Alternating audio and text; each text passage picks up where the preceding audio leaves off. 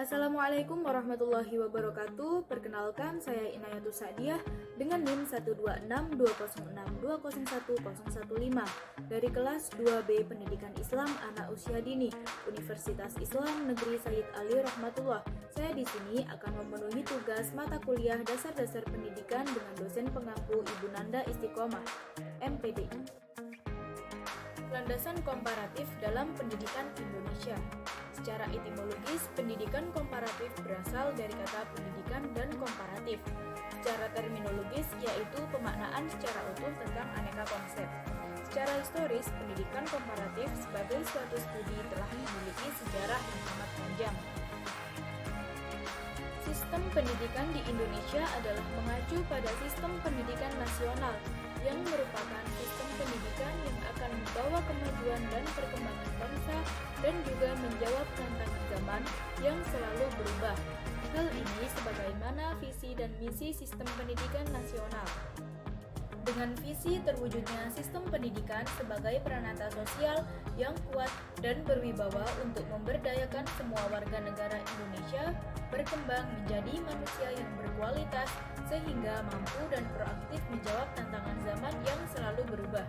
Adapun misinya yang diemban oleh sistem pendidikan nasional adalah mengupayakan perluasan dan pemerataan kesempatan memperoleh pendidikan yang bermutu bagi seluruh rakyat. Yang pertama, pendidikan sebagai sistem. Makna pendidikan sebagai sistem adalah seluruh komponen yang ada dalam pendidikan, seperti lingkungan, masyarakat, sumber daya, dapat bekerja sama dalam mencapai tujuan pendidikan nasional. Dalam implementasinya nanti dapat dilihat dari aspek-aspek sistem, yaitu input, proses, dan output. Dan hasil akhir dari output dapat memberikan umpan balik terhadap input dan prosesnya, sehingga dapat diketahui hasil akhir dari tujuan pendidikan tersebut. Yang kedua, gambaran umum pendidikan. 1. Pengelolaan. 2. Peran pemerintah dan masyarakat. 3. Materi ajar. 4. Pendekatan dan metode pembelajaran. Yang kelima, sumber daya manusia, dana, dan yang ketujuh, evaluasi diri dan juga akreditasi. Sistem pendidikan di Finlandia. Yang pertama, kebijakan-kebijakan pendidikan di Finlandia. Yang pertama, pekerjaan rumah diberikan sesedikit mungkin, maksimum hanya menghabiskan waktu setengah jam untuk belajar di rumah. Yang kedua, guru yang mengajar di sekolah dasar semuanya harus tamatan S2, dan itu pun harus 10 besar dari fakultas keguruan. Yang ketiga, di Finlandia, guru bebas memilih rancangan pembelajaran atau RPP dan buku pelajaran yang sesuai dengan pertimbangannya. Yang keempat, dalam proses pembelajaran, hampir semua guru menciptakan metode mengajar yang menyenangkan atau learning is fun. Motivasi intrinsik adalah kata kunci keberhasilan.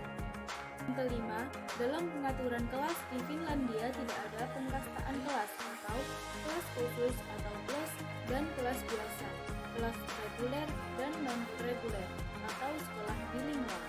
Sekolah swasta mendapat besaran dana yang sama dengan sekolah negeri. Yang keenam, bahasa Inggris mulai diajarkan di kelas 3 sekolah besar. Yang ketujuh, jumlah hari bersekolah di Finlandia hanya 190 hari per tahun.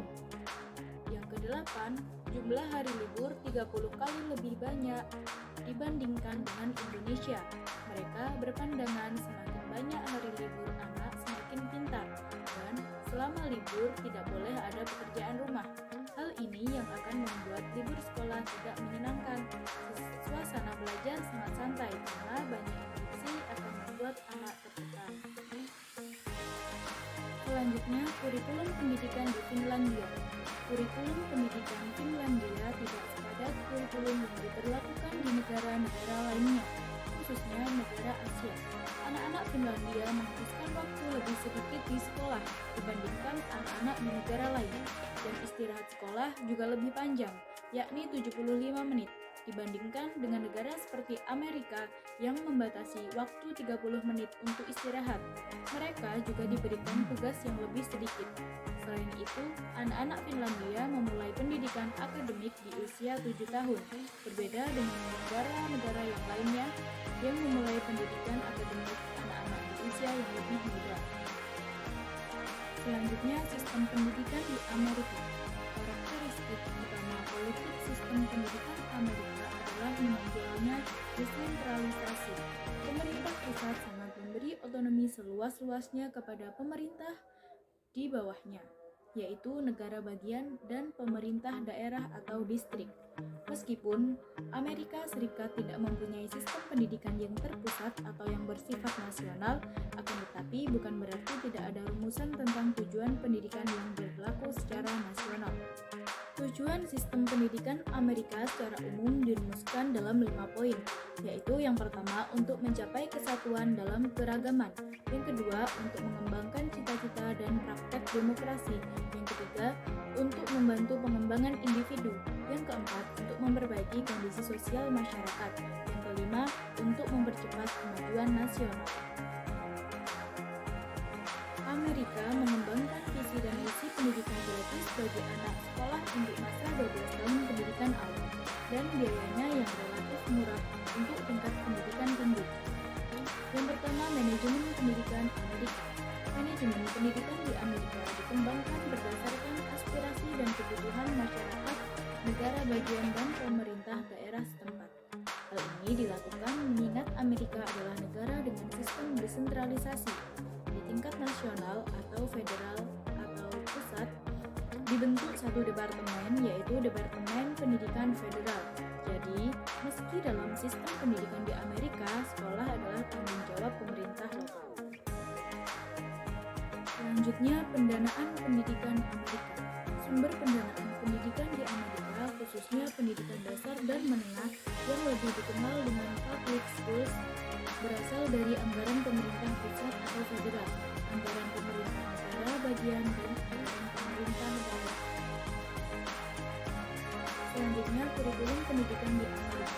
Kurikulum harus matematika dasar, matematika, bahasa Inggris atau seperti grammar, spelling, dan vocabulary, dan mata pelajaran lainnya seperti pelajaran sosial, pengetahuan alam, pengembangan fisik, kesenian, dan membaca. Sementara di junior dan senior high school, kurikulum dasarnya adalah ilmu alam atau biologi, kimia, dan fisika, matematika atau algebra, geometri, prakalkulus, statistika, dan kalkulus, bahasa Inggris, sastra kemanusiaan, bahasa dan bahasa lisan, ilmu sosial, sejarah pemerintahan, dan ekonomi. Selanjutnya, sistem pendidikan Cina adalah meliputi pendidikan dasar atau basic education, pendidikan teknik dan kejuruan atau technical and vocational education, pendidikan tinggi higher education, dan pendidikan orang dewasa adult education. Pendidikan dasar meliputi TK, SD, dan SM. Dengan lama pendidikan yaitu prasekolah 3 tahun ke atas, sekolah dasar 5-6 tahun dengan usia masuk sekolah dasar 6 tahun, dan pendidikan sekolah menengah tingkat pertama 3 tahun dan tingkat atas 5 tahun. Manajemen pendidikan di Cina. Sistem pendidikan Cina adalah bersifat transentralisasi, artinya mulai dari level pusat, provinsi, jadinya kabupaten, dan termasuk daerah-daerah otonomis tingkat region. Adapun yang bertanggung jawab terhadap pelaksanaan pendidikan adalah Komite Pendidikan Negara atau State Education Commission, yaitu organisasi profesional pemerintah dalam bidang pembangunan pendidikan. Untuk biaya pendidikan tersedia pada pemerintah pusat dan daerah dengan distribusi alokasi daerah khusus untuk pendidikan yang dikelola oleh daerah, sedangkan dana pusat untuk lembaga pendidikan yang berada di kementerian-kementerian. Kurikulum pendidikan Cina dirumuskan oleh Komisi Pendidikan Negara yang sangat fleksibel, serta bervariasi atas dasar kemampuan dan karakteristik wilayah, kota, dan desa, dan memberikan keleluasaan bagi daerah untuk menambahkan kurikulum lokal dengan acuan sebagai berikut. SD memuat 10 mata pelajaran yang berbeda antara kota dan desa. Untuk SD pedesaan misalnya memuat mata pelajaran pertanian selain mata pelajaran ilmu, moral, matematika, dan bahasa Cina. Sedangkan untuk sekolah dasar pertanian diwajibkan mata pelajaran olahraga. Sedangkan untuk sekolah menengah pertama memberikan 13 mata pelajaran termasuk diantaranya pendidikan moral, politik, bahasa Cina, bahasa asing, dan matematika. Sedangkan untuk SMA disesuaikan dengan keinginan siswa tersebut. Kemudian, Cina juga memiliki hambatan, yaitu hambatannya dengan jumlah penduduk yang banyak. Kebanyakan penduduk lebih memilih pada pendidikan non formal, dikarenakan pada pendidikan non formal ini dapat cepat terjun kepada dunia kerja, sedangkan pendidikan formal prosesnya yang sangat lama untuk masuk ke dunia kerja. Jadi kesimpulannya adalah sistem pendidikan Indonesia adalah mengacu pada sistem pendidikan nasional yang merupakan sistem pendidikan yang akan membawa kemajuan dan perkembangan bangsa dan menjawab tantangan zaman yang selalu berubah. Hal ini sebagaimana visi dan misi sistem pendidikan nasional yang tertuang dalam Undang-Undang Republik Indonesia Nomor 20 Tahun 2003 tentang Sistem Pendidikan Nasional sebagai berikut, yaitu terwujudnya sistem pendidikan sebagai peranata sosial yang kuat dan berwibawa untuk memberdayakan semua warga negara Indonesia berkembang menjadi manusia yang berkualitas sehingga mampu dan proaktif menjawab tantangan zaman yang selalu berubah. Sistem pendidikan di Finlandia tidak memotivasi siswa untuk menjadi siapa yang terpandai di sekolahnya, namun lebih menekankan bagaimana membentuk learning community, yaitu menggabungkan guru sebagai pendidik, siswa sebagai anak didik, dan masyarakat sebagai bagian dari pendidikan. Sehingga kolaborasi ini yang membuat pendidikan lebih unggul, karena semua merasa bertanggung jawab akan proses pendidikan. Kemudian sistem pendidikan di Amerika mengembangkan visi dan misi pendidikan gratis bagi anak usia sekolah untuk masa 12 tahun pendidikan awal dan biaya pendidikan relatif murah untuk tingkat pendidikan tinggi.